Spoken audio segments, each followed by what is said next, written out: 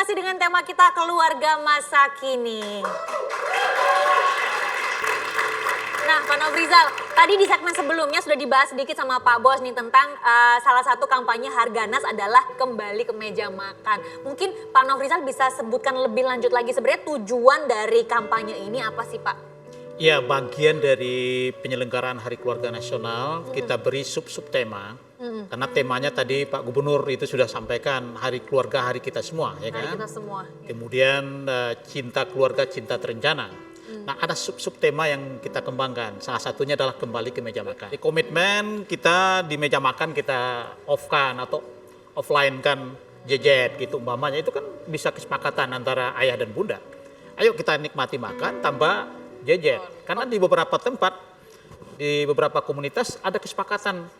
Artinya yang istilahnya itu 18-21 ya. Jadi kalau makan jam 6 sore sampai jam 9 malam itu kita off-kan dulu. Kalau suaminya otoriter, emang kenapa ngatur-ngatur lo gitu loh? Gimana itu? Iya, apalagi suami-suami zaman sekarang suka Iya, mana mau diatur, gue mana mau disuruh matiin handphone. Gimana nih, soalnya ini kerjaan gak bisa ditinggal nih ya. Ya nanti bisa diselesaikan di rumah lah gitu Bang Hotman, di kamar gitu. Jadi bisa saling mengevaluasi lah kan. Artinya. Tapi kalau saya boleh usul, BKKBN juga bikin program khusus, program mempercantik istri gitu loh. Iya dong, Pak. Aku ini manusia Pak. Udah kerja saya puluhan tahun, 20 jam sehari, ya kan? Tiba-tiba ada semerbak seperti sehari ini. Coba, mana kepikir kita, bener gak sih? Ala lu juga, lagi juga gitu. Enggak, abang enak. Istri lagi di rumah, nanyanya jangan depan istri saya, Bang. Iya benar. Iya benar. Kalau saya melihat banyak faktor kesalahan wanita Pak, yang cueknya itu loh. Ya. Jadi kita punya program 4 pendekatan. Ya. Pertama pendekatan namanya keluarga berkumpul. Itu satu. Jadi biasakan keluarga itu berkumpul. Ya. Kemudian keluarga berinteraksi. Ya. Ada komunikasi yang intens. Kemudian yang ketiga adalah keluarga berdaya. Nah di situ tadi keluarga berdaya itu adalah keluarga yang selalu belajar meningkatkan baik kecantikannya, kemampuannya. Nah saya pikir saran Bang Hotman ini penting. Penting banget. Dan yang keempat adalah keluarga berbagi. Jadi pendekatan 4 keluarga itu akan bisa memenuhi keinginan meningkatkan kecantikan istri atau tampilan suami begitu. Itu yang terakhir buat Bang Hotman tuh. Keluarga berbagi, bukan berbagi keluarga. Nah, itu dia satu tuh. lagi. Apa tuh? Kalau misalnya suami kan emang tujuannya katanya cari duit, udah capek kerja 20 jam segala macam, terus pulang ke rumah ngelihat istrinya nggak cakep. Berarti duit suami itu harus dikasih benar-benar sepenuhnya ke istri, bukan? Lu protes lu sama dia. Istri yang benar-benar. Dari tadi lu. Setuju.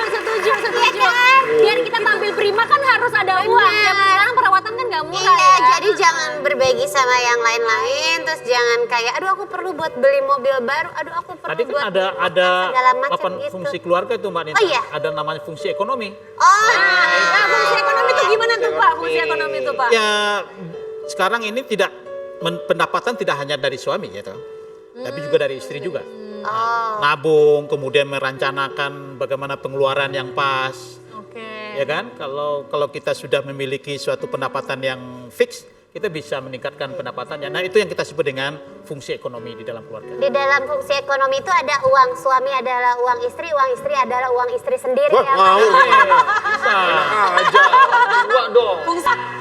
Aduh. Oke, kalau dari tadi kita udah membahas tentang hubungan suami dan istri atau ayah dan ibu. Kalau ngomongin soal anak nih Pak, zaman sekarang tuh ya banyak banget kalau kita ngelihat di mall, anak-anak tuh nggak mau makan kalau nggak dikasih nonton YouTube. Jadi harus ada handphone di depannya. Kalau nggak anak-anaknya bisa teriak gitu. Itu memang biasanya kebiasaan, biasa main gadget di rumah. Kalau nangis dikit dikasih gadget. Menurut Bapak hal seperti itu gimana Pak? Bagus nggak sih dengan adanya gadget itu? Tapi anaknya jadi diam nih kalau ada gadget. Gimana tuh Pak? Ya prinsipnya menurut saya ini Pak Loli, pertama adalah gadget itu harus kita kontrol. Bukan gadget yang mengontrol kita. Itu penting dulu ya. Jadi kapan waktunya memberikan gadget kepada anak, ada ilmunya juga, ada timingnya juga. Jadi makanya ada namanya program 1000 hari pertama kehidupan sampai anak berusia 2 tahun.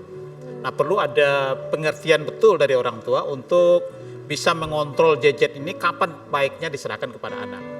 Dan saya tidak tahu persis kapan umur yang pas untuk anak-anak mulai pakai gadget. Dan kemudian kapan yang pas mereka bisa menggunakan semua menu yang ada di gadget. Bisa saja gadget kita batasi menunya ya kan? Ya. Nah, itu tapi yang jelas pada usia anak sampai 5 tahun itu adalah namanya golden period atau periode emas dari anak. Pengembangan karir, intelektual, mental, dan karakter anak itu dikembangkan pada usia di bawah 5 tahun, itu perlu bagi orang tua untuk mengontrolnya. Karena dampaknya sendiri bisa macam-macam ya Pak, bisa mengurangi komunikasi anak dengan orang tua, mengurangi komunikasi anak dengan sekitar. Akibat sosial yang paling parah itu di situ. Jadi hubungan sosial antara orang tua dan anak akan terganggu bila gadget itu tidak di-manage dengan baik atau tidak dikontrol dengan baik. Jadi program BKKBN termasuk itu juga atau gimana? Betul. Jadi program BKKBN yang lagi in sekarang ini adalah pembangunan keluarga. Pembangunan keluarga.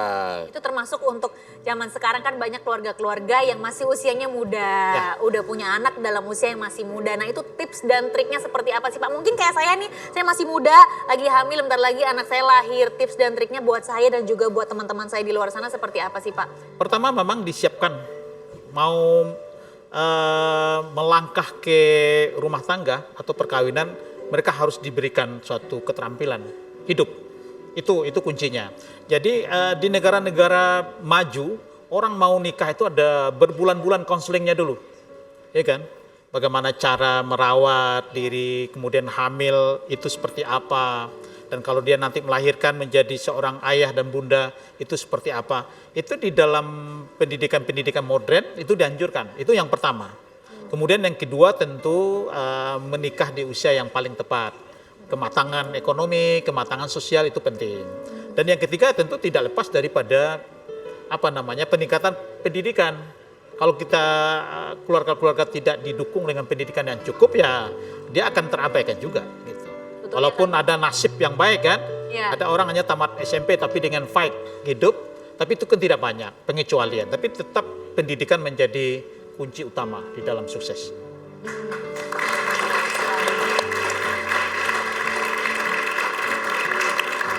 Jadi intinya untuk keluarga-keluarga yang masih muda atau teman-teman yang masih muda dan juga berencana untuk membangun sebuah keluarga baru, perlu bekal yang tepat ya Pak ya untuk Perlu memulai bekal yang sebuah tepat. keluarga gitu. Dan itu semua bisa dipelajari dan ada di BKKBN ya Pak ya.